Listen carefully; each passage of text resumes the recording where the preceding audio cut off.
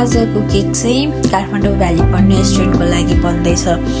बोराटार बस्ने एकजना म्यामले आफ्नो छोरीको बर्थडेको लागि गर्नुभएको अर्डर हो। उहाँले चाहिँ दुईवटा केक अर्डर गर्नुभएको छ, एउटा स्कुलको लागि अनि एउटा घरको लागि। स्कुलको लागि चाहिँ रेड भेलभेट गरिदिनु, घरमा चाहिँ जुन भए नि हुन्छ भनेर भन्नुभयो।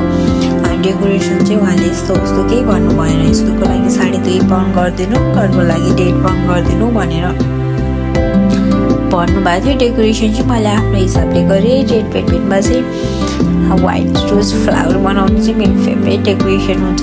प्रायः जस्तो मैले रोज फ्लावर चाहिँ एभ्री केकमा बनाइरहेको हुन्छु। मलाई चाहिँ एकदमै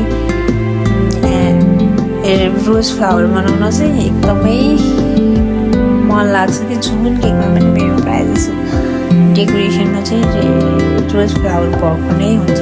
केक डेकोरेसन गरिसकेपछि केक चाहिँ यस्तो भएको थियो।